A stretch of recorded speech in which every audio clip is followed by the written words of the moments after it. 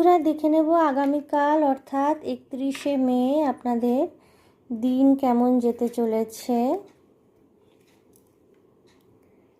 The moon card এসছে, অর্থাৎ emotionally কিন্তু আপনারা একটু ভালনারেবল থাকবেন, একটু দুর্বল থাকবেন ইমোশনালি যাকে বলে। সো কোনো ডিসিশন আপনাদের নিতে হতে পারে, কোনো স্পেসিফিক বিষয়ে, কোনো পার্টিকুলার বিষয়ে, রিলেশনশিপ হতে পারে বা কর্মক্ষেত্রে কোনো ডিসিশন। আপনি কিন্তু চোখ কান খোলা রেখে ডিসিশন নেবেন। আপনার সামনে যা যা আছে হতে পারে সবটাই সত্যি নয়, কিছু কিছু ইলিউশন, কোনটা সত্যি সেটা কিন্তু আপনাকে বুঝতে হবে আগামীকাল, ঠিক আছে?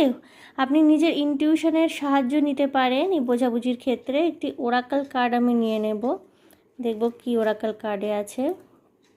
ওকে, কম্প্রোমাইজ এসছে, তো কোনো ক্ষেত্রে কম্প্রোমাইজ করতে হতে পারে। আপনি নিজের উপর বিশ্বাস রাখবেন, হৃদয়ের কথা শুনে তবেই সিদ্ধান্ত নেবেন।